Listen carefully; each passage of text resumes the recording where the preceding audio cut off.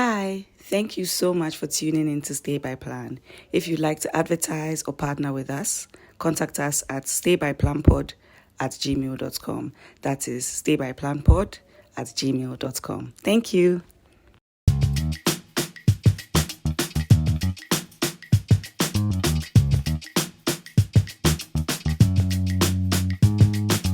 Accra be hard, so stress for the yard, but we still go day streets, we for find some meats. Stay by plan, stay by plan. All the girls, all the boys, for stay by plan. Stay by plan, Accra, stay by plan. All the boys, all the girls, for stay by plan. Stay by plan, stay by plan. All the boys, all the girls, for stay by plan. Just a stay by plan with Afi and Zuu. All the G's for Accra, shall we do for you? If you also want react, then that be cool. Hashtag stay by plan, shall we do for you?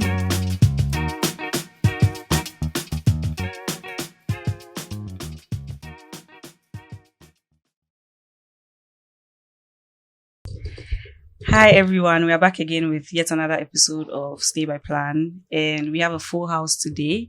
You would understand. So why are you looking at me like that? Speak. I'm listening to you. Have you missed me? No, not really. Sorry. Anyway, so today we have like a very special guest or guests, like you understand as the episode is going on. We have the one and only Adoma music in the house. And we're going to be having like a very interesting and deep conversation with her. And I am super excited. So, Zuu, how are you feeling about today's episode? I'm also excited. I don't know if I'm super excited, but I'm always super excited. I'm excited to hear. Okay. But yeah, let's Hi, Adoma. come to you. Hello. Your voice is so nice and like chirpy, like the whole, you know, like the Disney princesses. Me, my voice is like husky and rough. So, like, you guys It is. know. It really is. Do you know what happened? When I was young, there was some day, Uh-huh. I promise to God, Uh-huh. I was screaming. Uh-huh. I don't know why I was screaming, guys. It wasn't anything scary. Like, I was just testing my voice by screaming. And something just glitched. So your voice is never the same. And ever again. since then, my voice is never the same again. So I think I damaged my box. Okay, we'll take it. Yeah. You don't believe it, but we'll take it. It's cool. Hi, But Adoma. yeah, How have you? Adoma, how tell you, us. Charlie? Talk to us. I'm okay-ish. I know, right? That Yeah, question. How are yeah. you? Don't worry, we'll talk about it. We'll talk about all Don't that. worry, don't worry. So, No, you know, first of all, you said Adoma, cool. can we start again? But the people.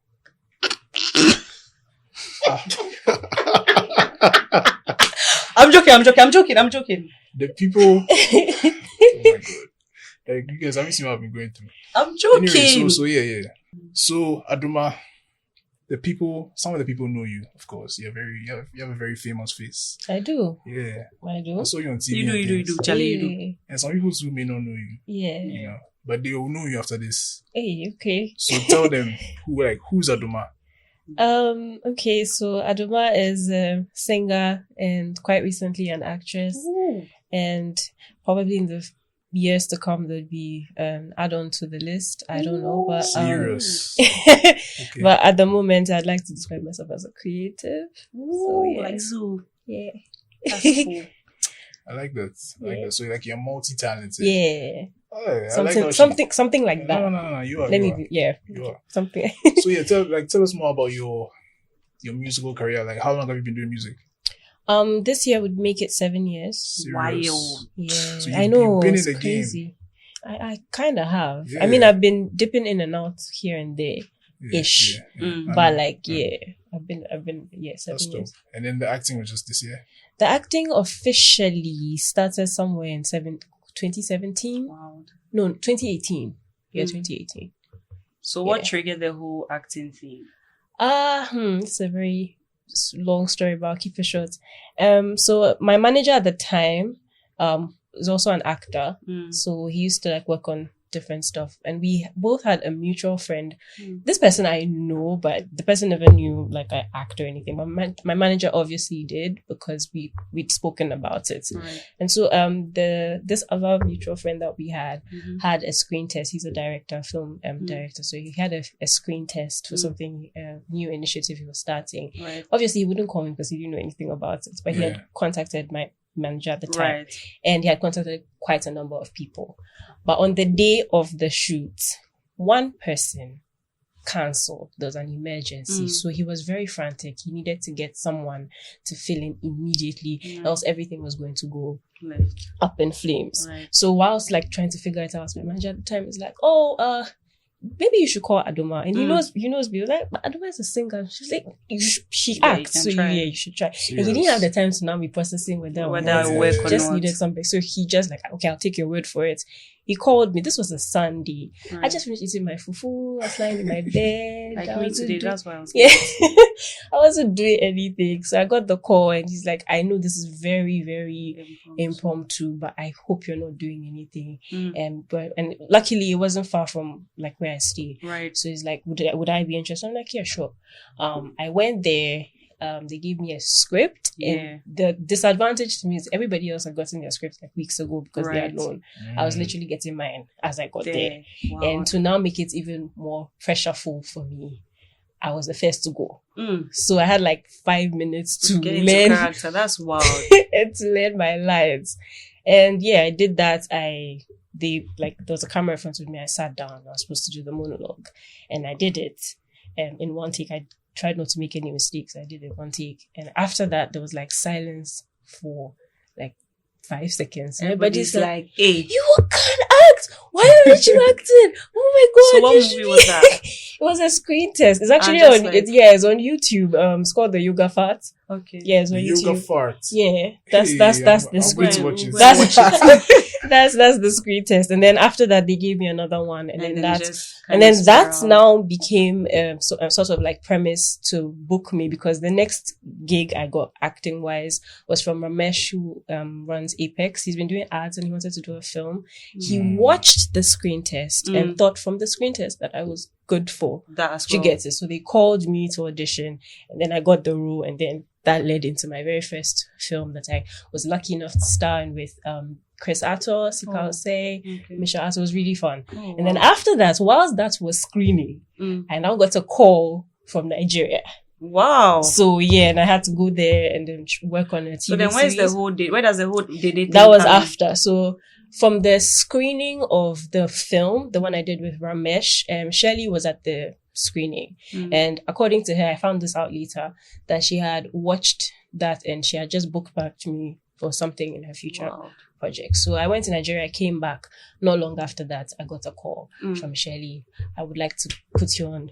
So when you started doing this whole, sorry to cut you, when you're doing this whole acting, this person's calling me, this person, do you start to feel like, hey, what happens to my music? Like, no, not really. So we'll get into that, I guess, later on. But at the time, I had quit music. Oh, gosh. And I needed something to distract me. Right. And the good thing too is I've always wanted to act. So music for me was not something I thought I was going to do, to be very honest.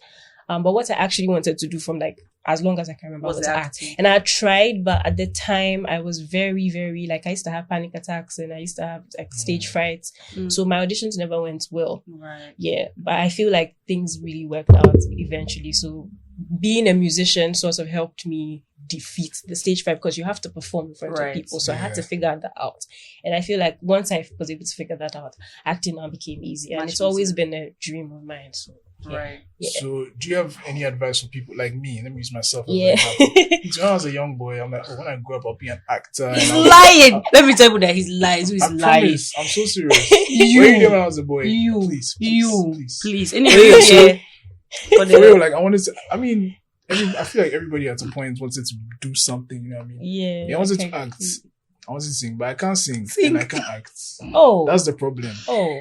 I'm glad you know. For someone like me, Charlie, I kind of want to try. Like, I don't think I want to take it seriously, but I want to try. I'm the type of person who wants to try so many different things. Yeah. Before I die. You know what I mean? So what's your advice for someone like me? I feel like you can learn it. Yeah. I honestly have seen a friend of mine who didn't know how to sing and went and did like vocal training. And when he came to perform later, I was like in shock, because this was somebody that used to sing and would laugh. And now like there was nothing laughable. There really was nothing laughable about his performance. I feel like some things can be learned. And so if you're really, really passionate about the singing or the acting, just invest. Passionate, you're not passionate, but you said you want to do it before you die. So if you feel the wanting to try is strong enough to motivate you, then just take a class, take an acting class. This is where my career begins. Well, I'm happy to be part of it. Singer and actor. Yeah. So when you get your Grammy or like your Oscar, don't worry, I do it for you. Afi, I won't mention it because she doesn't even. I don't believe in you. Yes, everybody should have said it. Yet I don't believe in it. I've also had like some acting roles in the past. Oh, cool. Sure. Yeah, I've seen it, but you're okay. You know what I mean? Wow. Someone can act. Okay, whatever. But yeah, so music, you're back doing music now, right? Yes, I am. So yeah, tell us. I heard you have something coming for us. Yeah, like I said earlier on, I had to take a break. Like there was too much going on. Yeah. I couldn't. But I feel like I'm in a much better headspace. Acting actually helped, honestly, to get me to that space. But yeah, I'm in a much better headspace. When I started music initially, it was very by chance. I honestly didn't expect it to do what it did, and it felt very much like I was going with the flow. I wasn't ready. I didn't want to disappoint my team. I suddenly had a team. Yeah, because I always saw you as Adoma, the girl who does like really cute covers. Yeah, and then now she's a musician. So like I like the covers, but I would have liked to have done it on like for fun. Right now, it just became a business, and like now there's a team, there are people, and it's not like I wasn't having fun doing. I was, but it just was too much, too fast. Yeah. I've always been this very shy person minding my business. Right. Now all of a sudden people are booking you. You have to be here. You have to be there. You're on the streets. Hey, too much, too fast. But then I couldn't also quit because my team and people had quit for some of the things that they were doing to invest into so it felt like I had to go with the flow for a while, and that caught up with me at some point. I had to stop. But I feel like right now, having that break to figure things out, I'm ready. Like I always like to say, when I started, music chose me. I was sitting minding my business, and music just came and said, we are going. And I just had to go. But right now, I'm making that choice. Like, okay, you chose me, but now I'm choosing you. Right. That's so relatable. Yeah, I'm sure we'll talk about like the music more. But now I like those things. I was listening to I could hear that she's hinting some certain things went left, but this went, but so what happened? Right. I think basically the creative space, it can be very negative, or it can be a lot, especially on your mental health. Exactly. And knowing a few people in the creative space, like Zuu, no, I'm serious. But in the creative space, sometimes like there's a lot of pressure, and then they are comparing you to people, and then comparing you to someone in a different country. Why aren't you doing this? Why aren't you doing that? And it can really affect you. Do you think those were some of the things that happened to you? What exactly gave you that? Like I said, none of this was planned. So I felt like at the beginning I was just going with the flow and doing whatever people thought was cool. I did one cover that was supposed to be the only cover. All of a sudden, like, we'll do another one. And then my team is like, let's step it up a notch. We did 2 songs, let's do 15. And we sat down, we're doing arrangements, and we used like 1 month to do the arrangements. But now we're doing 15, and we put it out. And like, hey, mind blown, do another one. And it was like, okay, we ended up like doing other covers, and then after a while people started to say, oh, don't do only covers, like do your own thing. It's like, okay, if people are saying, okay, I will do my own thing. Right. From that one to it's like, oh, don't do this music, you can try this. I've just really been going with the wind. If people say do this, okay, let's do. Like there was no sense of direction, no purpose, nothing. So I was having fun. I mean, that's what like the butterfly, the representation, the symbolism of the butterfly, because it was very fun, and I was having fun, but it's like you're hopping from flower to flower, just eating whatever nectar you see. There's no direction. Yeah, and that's pretty much how it was for me at the time. Yeah. So can you relate? I'm genuinely asking. Like, have you been? No, I'm thinking about it. In a space like that. I guess for me, I mean, people always tell you what they think you should do, but they've never done it before. That's the key thing. Facts. You've never done it before, but they know what they think they know what you should do. And I'm the kind of person who would be like, oh yeah, I hear you, but me, at the end of the day, I'll do what I want. Yeah, I respect Zuu for that. I think Zuu is like a very strong-willed person. Like, we can have conversations about stay by plan. Someone is saying this, someone is saying that. I'm like, hey, Zuu, this is like, oh, okay. And I'm like, okay, what? It's like, they said we should do this. So he said, okay. And I can relate to her because on my Instagram, I have this IGTV thing I do on Fridays where I try and like share something about like I'm Christian, so something about like God, encouraging people and stuff. And yeah, you see people saying, oh my God, this blessed me so much. But you also see people in my DM telling me that like, who do you think you are to come be telling us? Hey, I'm just sharing my life story, I beg you. And it's like so many people like, hey, why haven't you posted in 1 week? Hey, why, what's going on? Hey, but you went to this place. I'm just like, I was just trying to share, but you people are really making this thing a thing. So I actually stopped for like, this is really real time. I stopped for like 3 months. I'll stop, come back. And it's just been like a lot of pressure. So I can really relate that if you are doing something and then people see it, all of a sudden they feel like they know you and then you are friends. Like no offense, but it's like, and then they feel entitled that you have to do things in a certain way to make them feel like happy with how they feel in your mind, in their mind about you. Yeah. And then it can really affect, your mental, you know, and I feel like these are conversations that are not really had in this country, and it's great that we're having this conversation now, and it's also good that we have an additional guest here, and his name is Ralph. Ralph is Zuu. Do you want to introduce him? No, let him introduce himself. So introduce himself. He's coming to help us have like these kind of conversations. So hi, Ralph. I know hello. It's like just trying hello everybody. Yeah, so I am a doctor. I have been working in mental health for this is my 3rd calendar year. Started working in April 2020. So it's about 3 years, right? Yeah. Wow.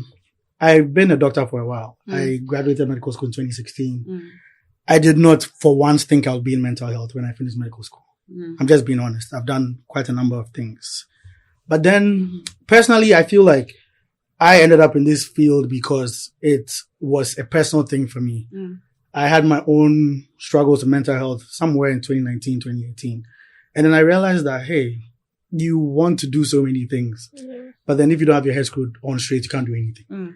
That's like the take home message, you know, that people tend to underrate the importance or the benefits of mental health. And then the opposite to the drawbacks of not having proper mental health. When you're navigating life, it doesn't matter what you are doing. It doesn't matter if you are a doctor yourself, you are a creative, you are a leader, you know, it's very important that you should be comfortable in yourself and you should be, very, how do you call it? You should be very, like level-headed. What do you say? Level-headed? Not level-headed. I'm saying clear in mind. Yes. Clear-minded. Because once you're clear-minded, then everything else starts to flourish. Right. Yeah. So yeah, that's just a little bit about me. I am, been working as a medical officer in psychiatry. I am currently a resident in psychiatry, and I think I know what I want to do when it comes to this field. Ooh, we have a professional. So now when we're talking about anxiety and depression or anything on the podcast, you know that we're not just saying, oh, I feel like you should go and sit on a mountain and like breathe in. And we have the technical, the graduates. Still learning. It's all a learning process for everybody. So yeah, so it's good that you're here because I guess we can all relate, and I'm sure a lot of people listening can relate to this conversation. And unfortunately, these conversations are not had in Ghana. And like, why is that the case?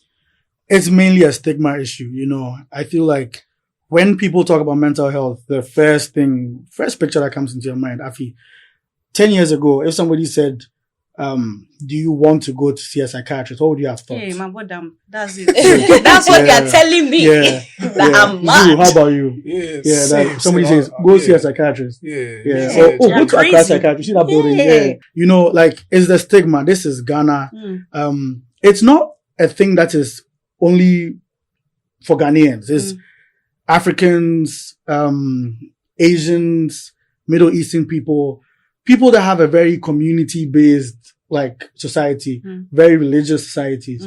They tend to shun mental health issues because they are equated to spiritually negative things. They are spiritually positive things. They are spiritually negative things. So we live in a society where it is frowned upon to be mentally unstable. Right. The same way we live in a society where it is, expected that people toe a certain line when it comes to issues of spirituality and religion. Irrespective of what you believe in. There are Christian values and people want to see people that are extolling those values. In Muslim communities, the same thing. They don't see people that are extolling those like values. So one thing that's for sure when it comes to mental health is that irrespective of the religion, at least Judaism-based religions, mental health can be seen as a curse or can be seen as something that happened because you wronged somebody or something went wrong, especially because there are testimonies to that fact. It's true. So that's the whole thing. African traditional religion too, same thing. You know, and mental health is such a big issue because you can remember that growing up, we all did RME, I don't know, and they were so like... So didn't do some because he was in an IS school. Okay. What did you people do instead of RME? I'll tell you guys. You know, every episode, man. For the non-DBs like us. Yeah, we did RME. Went to IBC, we all did RME. And you would remember that one of the things that you learn early on is that before people get married, they do a social inquiry to see if there's some mental issue history. Yes. And that's a red flag. Exactly. So can't marry her because her family is like negative. Exactly. So long story short is it's ingrained in our culture to turn a blind eye to these things and to hide them. Yeah. Nobody wants to be labeled because it's frowned upon in society.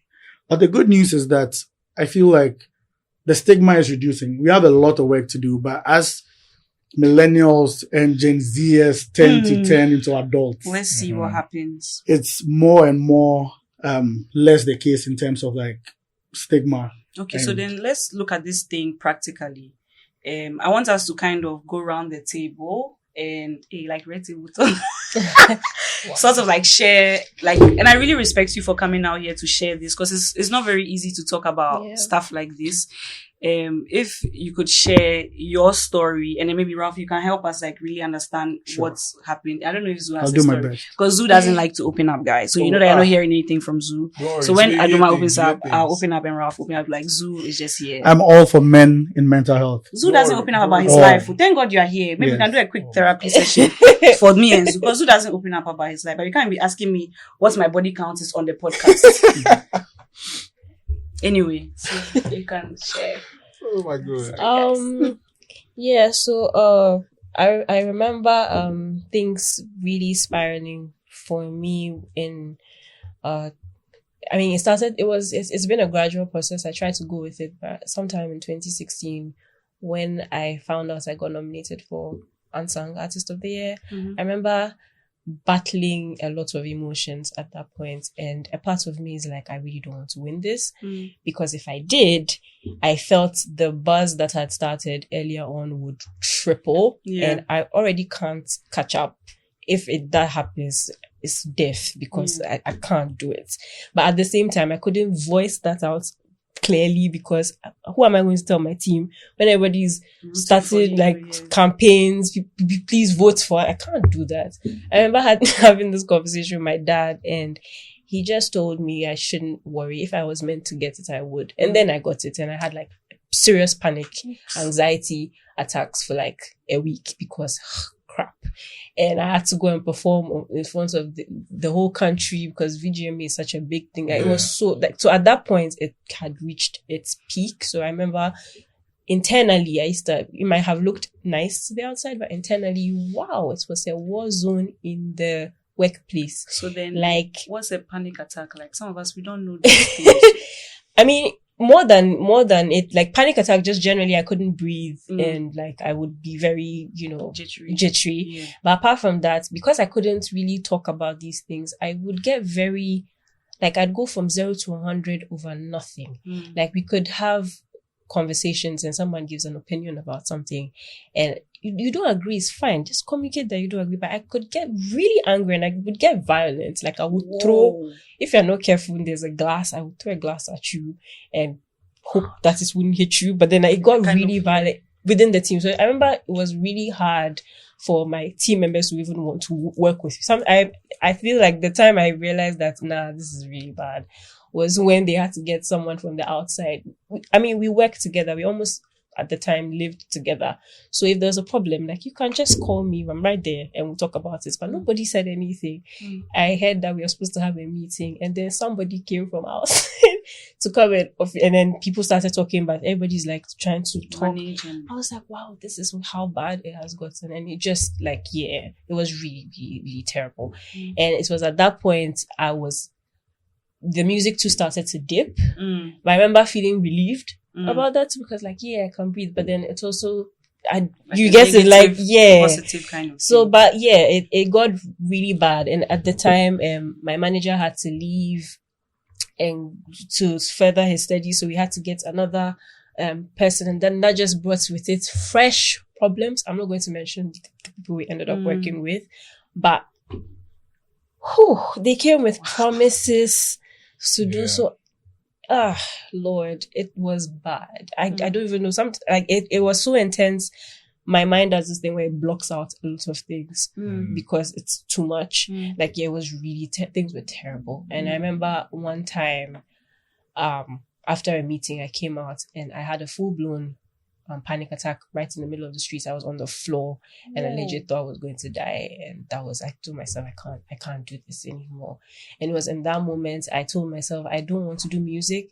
I just felt like I needed to be in a different environment because coincidentally where I work is where I live. Like, there's a different section of my house that we've turned into a studio. And then like, so I can't be home and see studio, like it will affect me. So I wanted to leave music. I wanted to leave the environment. I wanted to do something else. Right. Luckily, acting. Right. That's when acting came. And that was the exact point Nigeria happened. So it just felt like such an escape for me. And I think that's when the healing started for me, because I got away from music. I was over there. I was fully immersed in something I was also extremely passionate about, and I hadn't gotten the opportunity to really explore. And Nigeria is such a good place to learn, because like Nollywood is not, it's not Bollywood. Like, there's a lot of so I got to learn. And coming back, it was one of those situations where you run away from your problems, so you feel like when you come back, it's not there. But it was right there waiting for me. But I felt like it was very necessary for me to go. So, cause coming back, I felt like I was a lot more like clear-headed. So basically, that's what that experience was like. But just quick question: how long was your break from music? Or how long has it been? I stopped sometime in September-ish of 2018. All the way down to the end of till 2020. Okay. Yeah, like I would not touch anything to do with music at all in that period. That makes sense. And then quick question to Ralph. So when she mentioned sometimes her mind kind of blocks out memories. Is there like a term for that? Yes. So that is a coping mechanism. So at that point, when they are very strong negative, like mental states, your body tends to protect you, or your brain tends to protect you. And you can go into a trance-like state where everything, it's like your world is crumbling around you, but you don't really mind. Let me use an analogy. Like when there's a very loud explosion, right? You just hear, and everything drowns out. Exactly. So it's kind of like the same kind of phenomenon. So it's an indicator to me that your mental health at that point was probably at its worst, and the main reason is that it wasn't being addressed. So like most physical illnesses, mental illnesses will deteriorate if you don't do anything about them. Kind of like malaria. You have malaria, you say, let me go to work, because you're the irreplaceable person. You keep going. So one day, your body will tell you that you can't go to work. And your mind will replace you with their swiftness. Exactly. Wow. So it's the same thing with mental health. You will go till one day hit the wall. And then by that time, a lot of work has to be done. So just like we do preventative health when it comes to like physicals and things, one can argue that therapy too can be preventative, especially when you are working through issues, because every human being has issues. So when you're working through issues as and when they come, it's kind of like servicing the car all the time, checking your tire pressure, checking your fluids, so that everything is fine. Okay, can I share? Because mine is kind of similar. Sure. Something really weird happened to me within a specific year in my life. I don't want to, because the people will be calculating and they'll know. So anyway, something happened last week that freaked me out. Oh my God, what did the person listen to? It doesn't matter. I met this guy that I knew within that year, and I didn't remember him. So as we kept on talking, and it started to click to me that, oh, I've met this guy before. Exactly. And then this has happened multiple times, and I was seeing that it was like a trend. Exactly. And then I looked at my life, and let's say it was 2020. From 2020 February to, let's say, 2020 December, there's like a black line in my life. Yeah. So people talk about stuff within that part of my life. I haven't shared this with anybody, and I don't remember. Exactly. So like, why would that happen? Like, something traumatic happened to me. Exactly. Did you hear me? Yeah, I heard it too. Exactly. So Which then- is a very common thing. So, you guys, I'll share later. Anyway, so something traumatic happened to me. Relax. You need to open up. So need to while open she up. does need to open up, we don't need to force her to talk about things. She I doesn't said want to something talk about. traumatic Relax. happened. We don't need to. I don't want to You see, start. Zuu Oh my doesn't want to lord. open up. She's always I'll forcing open me up. to- I'll open Zuu will up. come I'll to you open very up. soon. Don't worry. I'll I'm open ready, up. I'm It's ready. okay. Heartbreak.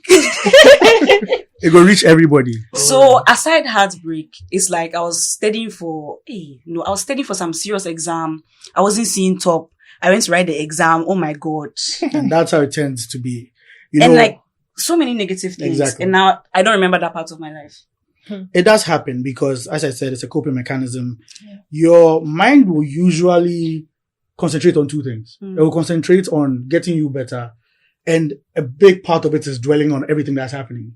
So then you start to miss out on the small things, and you start to be on autopilot a lot. You realize that you don't remember when you drove from this point to this point. You don't remember when you ate, when you cooked for yourself, you literally see, what did I eat this morning? You see a plate and there was rice and beans. Hey, when did I eat this?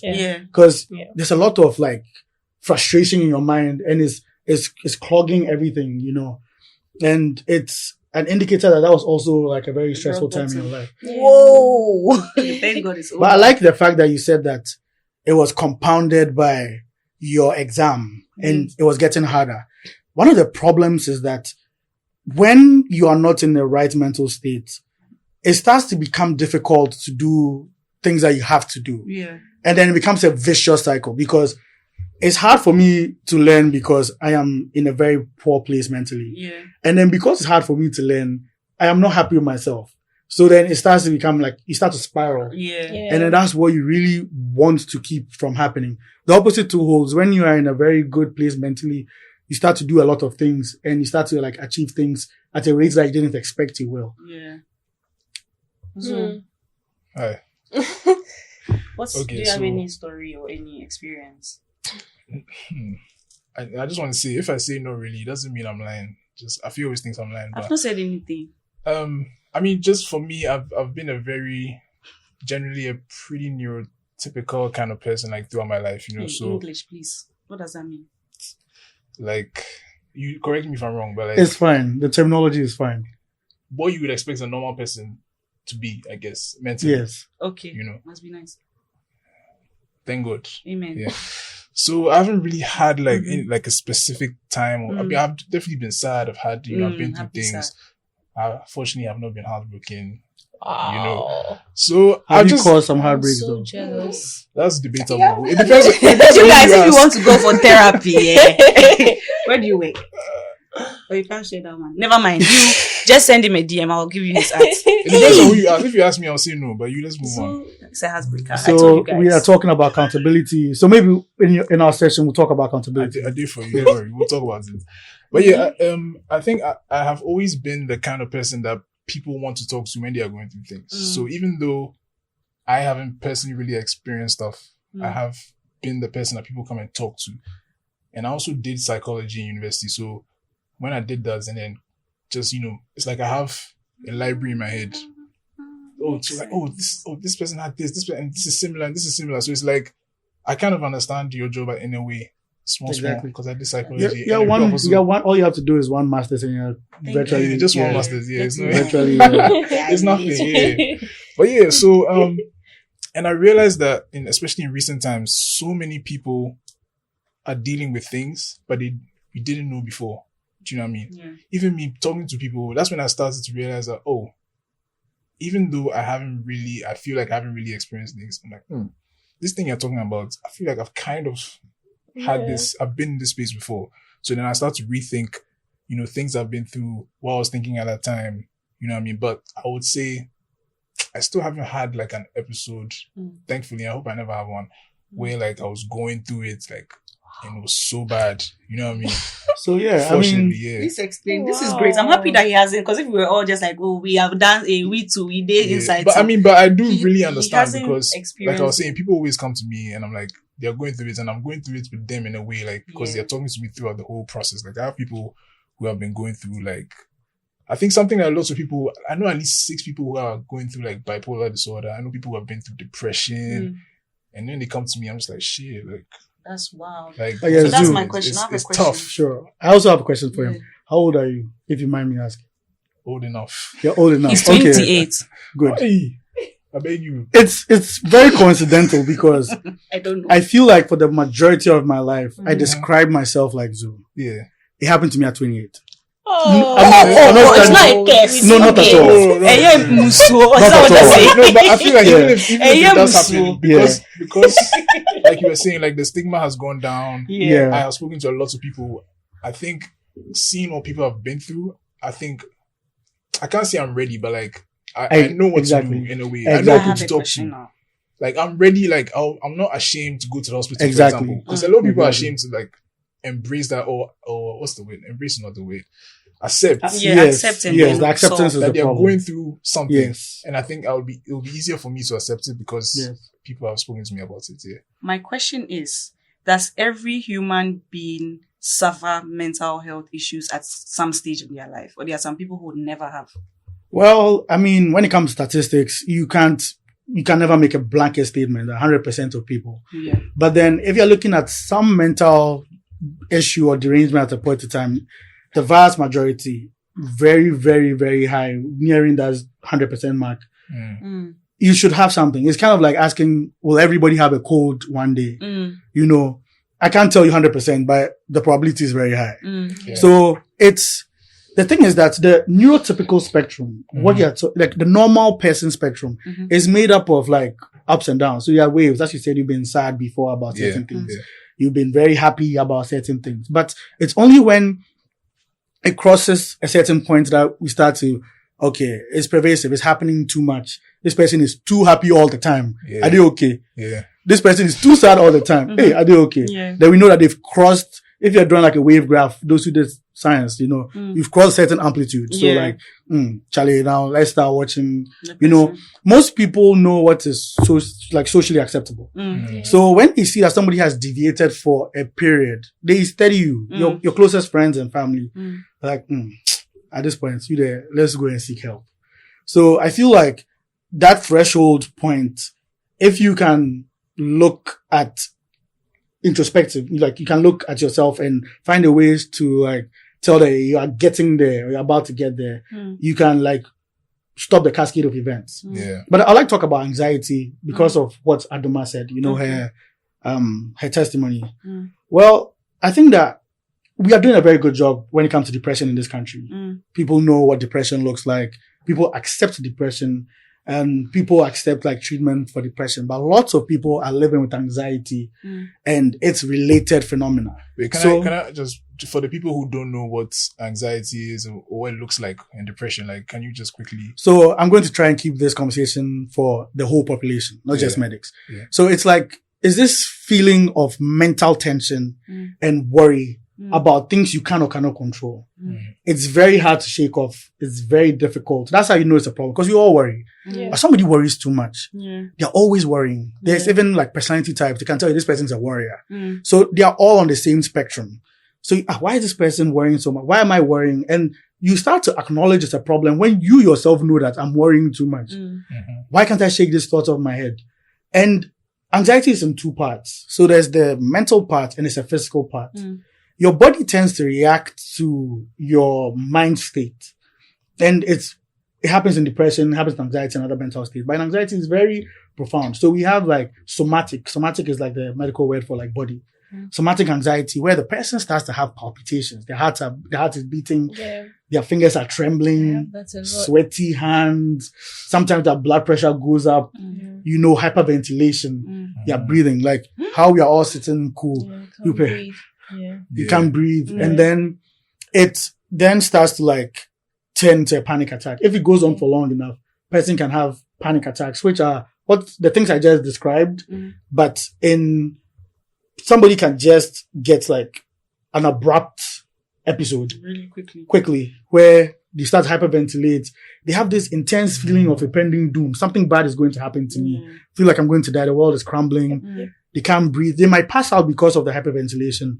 Their heart start racing 130, 140 beats per minute. They don't understand what's happening. And then it can last for a long time. It can also go away after a while. So, the research in psychiatry shows that particular state is related to anxiety states. And even stage fright. She spoke about stage fright. The name for stage fright is social phobia. So you can be somebody who's not scared of anything, can even be confident to your friends. But when you go on stage and you see people, you know, they always say, imagine them naked, blah, blah, blah. But it can be a big problem. Yeah. Yes, it can be a big problem. And I like the fact that she said that music and performing and things help her beat it. Because most of these mental states can be beaten without medication. That's why psychotherapy is so important. Like therapy is so important because you need a trained professional to help you navigate these issues. If you do so, you will be fine. You know, more often than not, you will be fine. But I feel like we need to talk more about anxiety in Ghana, for example, because people do not even know that it's a state. You know, people just think that I'm just this person that's always like on edge. But then you can be helped. There's medication, and therapy is a very big part of psychiatry. You know, clinical psychologists work as hard as us. And a lot of the work that we do is in their field as well, you know, and vice versa. So it's a very big part. I always tell people that it's 1-to-1 for like when it comes to medication. If you have a good therapist and you have a good therapy regimen, it's almost as strong as medication for a lot of conditions. Not all of them though. There are some conditions that you will require medication, definitely. So, that's all I had to add. Okay. I want to ask Adoma something in relation to the same thing, just more of like the practical thing.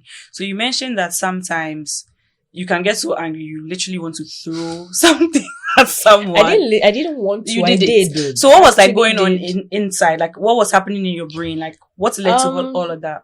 For me, I feel like I am the kind of person who doesn't really know how to internalize things too much. Like if I keep things a lot of inside, I would implode. And so there had been a lot of inside this that had to come out at some point. So at very unnecessary things, because there has been like a very long period of internal frustration. Any small thing that someone says outside, it's like everything just comes to the surface. And most of the time it's like, what's going on? What did I do? And it's bad because it even came with being a violent person. Because I would do things like that. So did it happen multiple times? Yeah, multiple times. So everybody like on the team was like, hey, Adoma is the violent one that when she's angry. They were literally scared of me. That's why they had to have a meeting and bring someone. But for me, that's when I knew it was a problem. But when that happened, I remember going to my room and crying, like, this is not who I am. And I wanted to not be that person anymore. And I mean, it took a long time before it changed, but that's when I think I had the realization. So when this whole thing was happening, like, did your family know about it? Did your friends know about it? Aside the escape of acting, what other steps did you take to? The weird thing is, I said I was very introverted, so I didn't really have that many friends. And apart from family and mostly my dad, to be honest, because that's the one person, and maybe my sister, that I'm really, really close to, I didn't really have many people to talk about. And to talk to about it, and when I did, I felt like I wasn't articulating properly because it didn't feel like anyone was understanding. So it just kind of made it worse. So then you never really seeked any professional. Eventually, after I came back from my Nigerian trip, things started. I realized, like I said, I've run away, but I've come back to come and with everything. Be waiting for you, Ghana. So, and I felt, and I feel like I've highlighted a lot more on the music part, but I also had personal problems. I've been in very weird, extremely toxic relationships. Man. Some that have actually been violent. So I'm it's hard to talk about, but I've been a victim of physical abuse in a relationship. So all of this was happening simultaneously with the music. So it was a lot. But I felt like when I came back, it was like, nah, you have to work on so many things. There's been years and years of, relax, Trey. Years and years of a backlog of a lot of things. Yeah. So I felt like, this is the time I needed to get myself together. And then that's when I had to. My sister did a bit of psychology, so she referred me. She said she didn't want to be the one because she's family. Yeah, so she referred me to a colleague of hers who was a therapist. So I used to go a couple of times, and it really did help. And also, and I can't go without saying also, because I'm also a Christian, I feel like during that period, God really came through for me. There's a scenario way back that I almost, oh God. Like, don't worry. I almost took my life. My mom is a medical doctor, and she had a lot of pills, and there were some expired ones, and I was going to swallow some. And I remember I had this feeling of, so basically I had the pills in my hand, and I was literally going to pop it, and I don't know why I did that, but I just looked up and I'm like, this is it. Since you decided to, I was talking to God like, this you decided to abandon me. I'm either coming to you, I'm going to be your arch enemy, anyone. Like, I can't do this anymore. And in that moment, I legit, as real as you felt me touch you right now, somebody hugged me, and there was no one in the room. And talking about it, I always get goosebumps. And I just felt this overwhelming feeling of love. And so it made me like, I know God is real because that experience was a huge indicator. And I feel like spirituality also was a huge factor in helping. So I didn't just do that. I had to actually see someone, and I had to be in the space where I was willing to work on myself. So that's how that helped. It's interesting you say that, because I'm Christian too, and I think that's one of the main problems that the church has, especially in Ghana. They don't understand that some people, not all the whole church, some people in church don't understand that if God has given someone the knowledge to be a doctor and the knowledge to bring, like he even talked about himself as a healer, and he has given that somebody else a talent to like channel that to help. They don't see it like that. It's always that once you are having anxiety or panic attacks, it's a demonic attack or something. But the truth is, we are physical and spiritual. Like things are physical and then spiritual. But then again, the Bible says that like good things about you, like, I'll satisfy you with long life. If somebody is Christian and then you are speaking these things to them and they are not relating to it, there's a disconnect. Exactly. So there's a problem, because if the person cannot see themselves as God sees them, there's a problem. Prayer and fasting, they need, but we need to have that balance as well, because I always like to say, before you go, I always like to say that you need to see mental health like the same as physical health. If your leg is broken, perfect. If your leg is broken, you're not going to go to the pastor. I mean, you could pray for my leg, but at the end of the day, you will still go to the hospital and get your cast. You know what I mean? So if you have mental health issues or problems, you can go to the pastor, but you also need to go to the and God deals with everybody differently. That's true. But I mean, guys. I mean, the good news is, ever since I started working where I work, I have seen a couple of pastors coming with their church. Really? Oh, yes. Which is anytime to hear this. Very much so. Anytime I see the scene, I get happy. Yeah. You know, it gives me some sense of fulfillment, especially when such men of God and imams as well, you know, religious leaders come and they are in tune. You know, they're trying to understand and marry the two together. Yeah. And it always comes to the same thing. We've done what we can do from God's side, but we know that God has put you here for a reason. Yeah. So anytime I see that, there are definitely some people that are, you know, just like politics, far left, far right. There's definitely some extremists. But as time goes on, you know, we see a lot more of these things. And my request for such people is not just to come to the hospital and show me the doctor that you understand. Show your congregation as well. Yeah. You know, let them know that, just like Afi said, fasting and prayer is necessary, but there's also a place for all kinds of healthcare. The same way, if a pastor or a religious leader needs surgery, they go and do surgery. You know, they might pray for healing and it may work because that's the God that we serve. But then most people will resort to modern medical treatment or therapy. It's the same. I like how Zuu said it. Physical health, mental health are the same thing. Because without one, look, if your brain dies, everything finished. Gone. Everything finished. No matter how talented you are, what you're doing, no matter what you have in the bank, if your heart goes off, same thing. Brain goes off, same thing. So people need to understand that they are one and the same and literally equating. They are the same level. So you don't want to shortchange yourself because it's like, people will tell you that, oh, everything is fine. But mentally, I've not really been in a good space, but I'll keep pressing. No. If you had malaria, as I said, and you kept pressing, you will end up going to the hospital. So that analogy is what I want to leave with listeners of this thing. Like, know that your mental health is as important as your physical health, if not more. I feel like the same way Jesus wanted that one sheep. If your body one part spoil, you will try and fix it. Even though everything else is working. Nobody wants to go blind or nobody wants to become lame. So it's the same way you don't want your mind to turn to mush. So I want to say, I want to mention let's see what she spoke about, what she went through. And for me, like I said, I talked to a lot of people who are going through stuff. I think something that I had to learn, and I wish there was information on it readily available, is how to talk to people going through these things. Because people often say things like, oh, don't think about it. Oh, just think happy thoughts. You know what I mean? Like knowing what to say to people who are going through things, I think is something that is really, really important. And do you have any, I don't know, advice or any first aid? How do we wrap it? What do you say to someone who's going through it? Do you know what I mean? So the truth is, even for us psychiatrists and psychologists, we are all learning. It's a learning process. A couple of days ago, somewhere last week, I was in a Zoom call that was hosted by psychiatrists worldwide, Kenya, and there was one guy that really hit me. If you ever listen to this, I think he's called Dr. Mahmoud. He's in Kuwait. And we're teaching a new therapy session called Leap.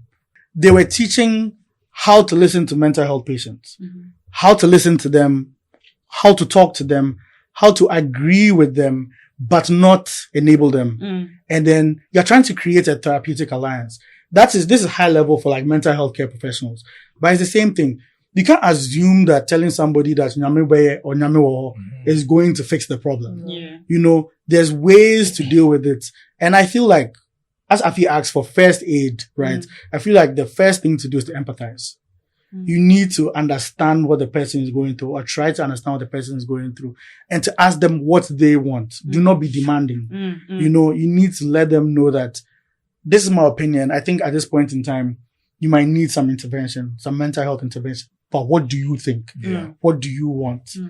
And then we are literally agreeing or carrying the person through the whole process. Because certain things are very triggering. Like if you've lost a relative and somebody told you God knows best, or a very good friend, God knows best, it's very abrasive, even though the person might be coming from a good place. So the whole thing is, if you can't say anything nice, don't say anything at all. And if you think that what you're going to say might be inflammatory, you need to try and think about it again. And then you don't always have to talk. Sometimes you can be with, send flowers, be in the person's personal space, or not personal space, but be around the person, There are so many things you can do that do not necessarily involve saying something direct. Just being there for the person. One thing I've realized about my patients is when they start to recover, they always remember the people that were around them when they weren't in a good state. You'll never forget. There are friendships that are made and broken through that particular phase. You always start to remember who was really there for you. Sometimes it can be a stranger. But then you can tell that this person really loved me or really cared about my well-being during this process. So just being physically present sometimes is enough. You don't necessarily have to say anything. But then I feel like when it comes to issues of suicide, I'm so happy that Adoma was able to open up about that, right? What people need the most is for someone to listen to them and to be around them. You are there because you are trying to uplift the person and to do first aid. In that case, instead of CPR, your CPR is just sitting next to them, making sure that they stay safe, and then they can end up in a place that they can get help. The last thing you want is to be alone. A big problem of creatives is you start to get alienated when you get bigger. and it's not necessarily a creative's fault. The team, as you said, the team might be finding it difficult to talk to you because you are literally the linchpin. Yeah, the whole team is there because of you. You might not necessarily be a bad person or somebody who is like overpowering, but then the fact that, hey, what if we say something and everything breaks down? Because my success is dependent a lot on yours. Yeah. Not the other way around, you know? Mm-hmm. So the thing with creatives and like, I watched something about Robin Williams and things like getting to the end of his life is the bigger you get, the more alienated you get, especially when fame comes into the play. Because when you are walking around and nobody knows me. Yeah. So I can walk anywhere I go. But when you become very famous, it starts to be like, hey, you're this guy. Hey, you're the girl that sings. Hey, you're the girl that acts. It can become very stressful. Another thing about creatives is that their intelligence is very perfection driven. They want to perfect their craft before things come out. So people that have that kind of thought process, they get a lot of pressure very easily. You want to release the best album that you can release. You nitpick at small things and then you start to worry, will I win a Grammy? Will they call me to come for this thing? Will I watch myself and be proud of myself? Will I be cringy if I see myself acting? Will this painting come out nice? Hey, right now I'm this big person. I have to maintain my standards. So that's just a lot of mental stress and mental pressure for more than one person to take. There's like 10 people have to take all that. You pay one person, you're taking it all. So people take all of that into consideration, and then they start to alienate this person. This person ends up alone if they have their relatives or a significant other. Yes, some of them are estranged just because of the lifestyle that comes to that kind of thing. And then it becomes very, very hard for their mental health, And then a lot of them might end up having to like numb the pain. And that's where another problem comes in, dealing with drugs and all that. So it can be a very slippery slope. And if you don't find a place to like, mitigate all these things. That's why most of the most successful celebrities minimize interaction with people. Privacy, they have their personal lives. They have people don't know what's going on. They have their kids are growing up normally, as normal as it can be in that context. And it's because it's very draining mentally. So Adoma, I have a question for you. I don't know if you can't answer.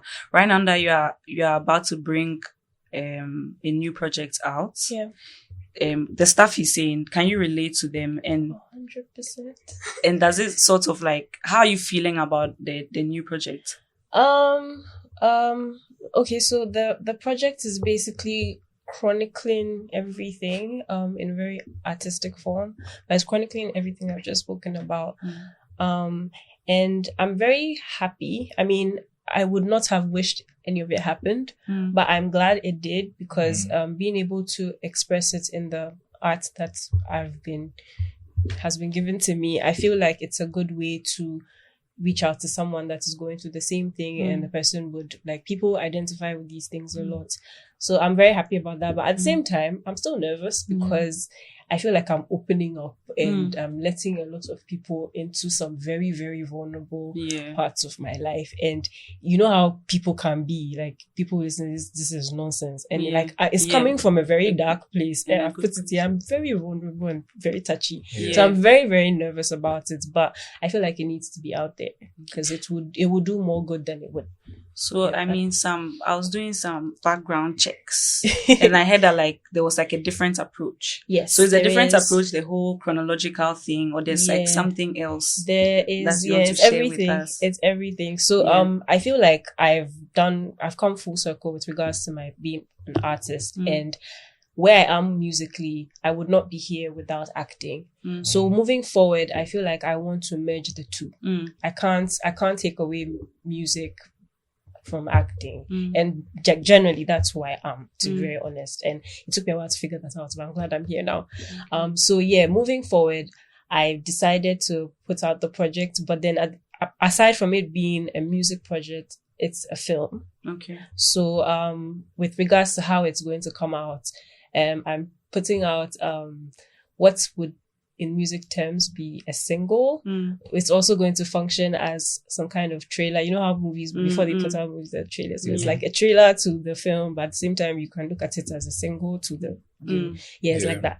And then trying to get people to come, and so basically I'm calling it an experience. The name of the project is Becoming Adoma, because like I said, it's chronicling becoming who I am now. In the project, I'm not there yet, but we're still writing the story. We're still going there. It's there's a documentary that has snippets of some things that my team could capture, interviews with some very key people so far. There's the film, like I said. There's going to be screenings of it. There's going to be Q&As. We can have these conversations. I'm putting myself out. I've put myself out. We'll be there for you if you need us to come and sit on the panel. We're going to have Q&As. You can ask me anything, and we can share. We can talk. There'll be live performances. I want it to be very intimate, and like I feel like these things can't happen without food. So there's food, there's drinks that will be curated specifically for the kind of project it is. It's for me, it's like an all-round experience. And apart from that, like I said, acting and music is together. You can try singing, and then we'll see where you get to. Then maybe you can picture somewhere inside. We'll give you some rules somewhere inside. I do for you. I do for you. So yeah, that's basically the project. Yeah. This has been a very interesting, educative. Give me the adjectives. Intense. I didn't mean to say intensive. Informative, intensive, it was a great conversation, enlightening. I've learned a lot. I think everybody has learned a lot. Everybody has shared a lot, especially me. And Adoma, don't you think that's disrespectful? No, fact, he has shared a lot. I've shared so much. Did you know I could act? We are getting to the end of the episode, and this is one of the best parts. Zoo's favorite parts. One of my favorite parts. It's called Rapid Fire. So what's gonna happen is very scared. Oh, don't be scared. Don't worry. Don't worry. It's light. It's light. So I'm just gonna ask you guys. Usually we have one guest, and I'll just give them like 5 words. You say the first thing that comes to mind. So for example, because you guys are 2, I'll give you 2 each. Sure. Or one each. It depends, because I'm doing it off the top of my head. Can I do some? Sure, yeah. Oh, no, never mind. I was joking. This will give me a bad thing. You say body count or something. Am I like? So, for example, if I say podcast, what would you say? If I say podcast, what would you say? Joe Rogan. What did you say? What did you say? Joe Rogan. Oh. Everybody say, oh, wow. Anyway, so if I say podcast, you say Stay by plan. Yeah. There's no wrong answer, but this one, that's the only answer. That's the example we give. Exactly. I expect you to say stay by plan. I have to test that. Yeah, you have to say stay by plan. Okay, so I'll give you 2. So do one, like one here, like Bohar. Okay, number 1. It's very easy. Dede. Oh, Adoma. Oh my god.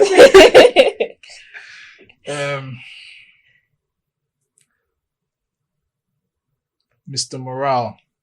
And the Big Steppers. Not bad. Zuu the actor. Failure. I'm joking. I can't say that. Oh, you are taking long. How like you? The musical. Hey, it's true. I should be in it. Yes. Yeah. Oh my god, this is amazing. I'm glad I did this. Last word. Exams. Passing. Whoa, that's a shock. Because you said you have exams coming up this year. Actually, I mean, not now, but yeah, eventually after the exam for the boards. So. That was a boring second word, but it's all good. Next thing that we'd like to do is, real quick, is there anyone you'd like to hear on the podcast?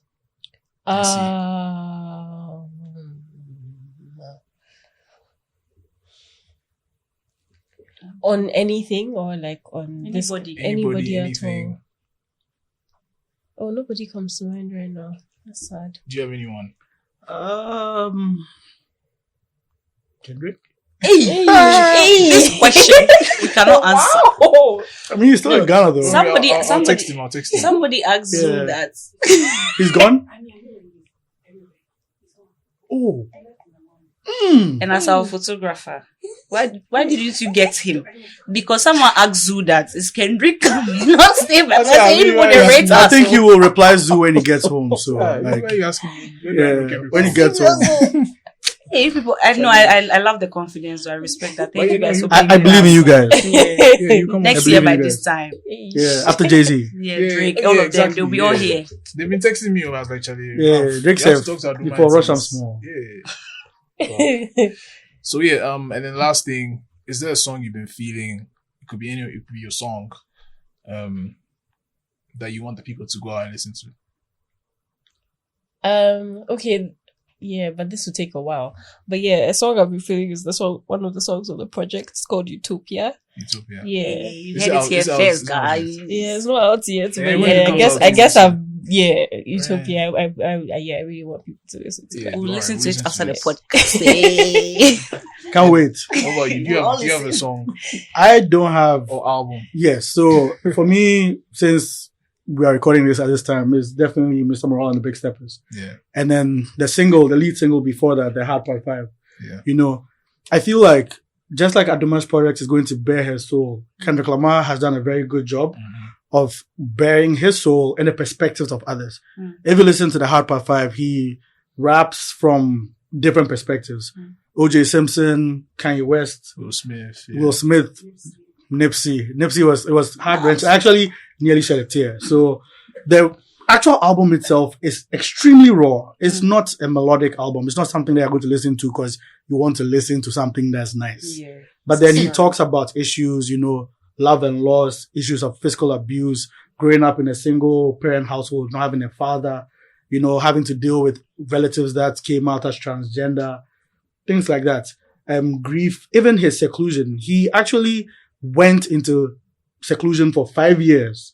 He didn't have a phone. He says it. Mad. He actually counted the days. It's 1,000 and something days. I don't remember. Just because of his mental health. So it ties in very well with what we are discussing today. And I feel like if you're a rap fan, you can listen to it. If not, you can give it a try. But then it's a very introspective album. Yeah. So that reminds me. So Adoma, since the project is coming out, are there any dates or things we should put in our calendar so that we know that? Yeah, but just to harp on what you said, because it's kind of like the same thing. This is not a conventional project at all. It's probably the most experimental thing you're going to hear. And I'm not just saying that because I want to say that's what pushes the status quo, changes things. But it would be released in... Okay, so the premiere of the film would be in July, on the 10th of July. And then there'll be screenings every Sunday after that for like 10 weeks, like just back to back. Because if you didn't make the premiere, I would definitely still want you to make any of the screenings. So every Sunday there'd be a screening. And then I'd put out the music part of it after that, and then there'd be the musical. But if you want to get your tickets for that or anything, please go to my website on Adoma.com and get yourself a ticket. It's a one-of-a-kind experience that we have been curating for a while. So I'm really, really excited about. I'm nervous, but I'm like really, really excited for people to hear it, to see how people interpret it, to see the impact. Like I'm excited to see how it does. Can we have the website again? Adoma, ADOMAA.com. Okay. Everything is there. And Rafi, so like there are some people listening and all that, and then they want to know like where they can get, you know what, some people have listened, they're like, you know what, I'm going to take that step and take my mental health seriously. So which places can they get these kind of services? Are they online? I used to get this ad when I was 8. Instagram is watching. No, you people, I used to get some better help. Every day say, are you sure you don't want to talk to someone? Don't tell me to talk to. Anyway, there's this like online thing, better help. But are there some online platforms in Ghana? And if not, like where can people? So I know there's Mind It or Mind IT. They are doing phenomenal when it comes to like a suicide hotline for Ghana. So shout out. I'm very proud of Yachu. Where can we find Mind It? Instagram? Mind It, just Google it. They have a Facebook, they have an Instagram. They actually have toll-free call numbers. Nice. So you can call just like a suicide hotline. They've been able to make one for the country. So if I Google mind, it's like my mind. IT. Probably IT. have to add Ghana because it's a very common phrase. Okay, yes. so mind is GH, for example, on Google. That's the only thing I know when it comes to online. But physically, Accra Psychiatric Hospital, Pantine Hospital. There's no stigma. Everybody will hear Pantine. There's no stigma. Yes, we have learned so much, I can guys. assure you a lot of people said, Yeah, that's what I'm saying. Let's cool down. The studio self, Charlie. What are we learning, guys? So no stigma. We are still in the process of learning. Yeah. Yes. So Pantine Hospital, there's Ankaful, Cape Coast. The medical schools have psychiatric units. So both Kolebu and Konfanoche. And then there are a couple of private places. There's a brain clinic. Yes, Northridge. Thank you, photographer. And then there's definitely, if you're looking for mental health care, there's a wealth of private therapists around. Yeah. Unfortunately, I can't mention anybody directly. Problem, don't worry. But then you will find them. They do a phenomenal job. What's your Instagram? If I someone was about wants to say, talk to My you. Instagram is Ralph_MKO. But we are still processing be checking your Yes, requests yes. because maybe some people come to you directly. Oh, this is my problem. Can you suggest it? I'll This is always be where I happy live. Hey, this is why I live there. So like maybe say, okay, this place is close. Maybe you Sure. I will do my best to suggest. There's a lot of learning we need to, because I'm Exactly. thinking about, if I say, oh, I'm at Pantine, I'll see you guys, like, I'll miss you as branch. People will be like, what's happening, Yeah, but like, we're all exactly. learning. Yeah, or I mean the asylum. That's how people call it, the old people. Yeah. That's why that area is called Asylum Down. Yeah. So, Oh, wow. Yes. So now you know. you didn't Now know that? Now you my know. friend, did you know? Wow. Did you know? cool. Don't know, please. That's why you know everything. But then- Merlin. I didn't really- We've all come very far from Okay. the dark ages, so the only way from here is up. Yeah. Okay, Charlie. So yeah. Thank It's you, been- guys. I think it's officially the longest. The longest episode, as it should be, because it's Yeah. mental health Part one, part two. awareness. Oh, I didn't do a shout out. I have to do a shout out for that. Yeah, it goes shout out. So yeah. You got that? Yeah, mental But I health was- awareness. No, I didn't say it, but she said it. Oh, don't Oh, worry. yeah, don't worry. We knew that you Oh, knew. it's fine, it's fine. They get it. Okay. So yeah, so we are like about to say bye. So we are going to say happy mental health Good, awareness good. night together. Hey, So it's not rocket science. You So can- yeah, that's why I wore this shirt. Be kind to everyone. Okay. That's the least we can all do. Be kind to everyone. Yes. You know, Yes. you don't have to be a mental health professional to be a kind person. Just be empathetic. You don't have to believe the same thing someone else believes to be to be a kind person. So Okay. So then thank you guys so much, and we would just like to wish everybody Happy Mental Health Awareness Month. let's do that again because I didn't even start. Okay. Feel it inside. You see how sweet? You see how sweet? Let's go again. Okay. Let's go again. Thank you guys so much for listening in, and we would like to wish you a Happy Mental Health Awareness Month. Nice. Thank you guys so much for listening to this episode of Stay by Plan. This episode was recorded, produced, and edited by There Is No Studio. Yes, that's the name. There's no studio. And thank you to the team, Nikita, Nams Photography, and Elizato. Elizato. And the opening song was produced by Lil Kwaw.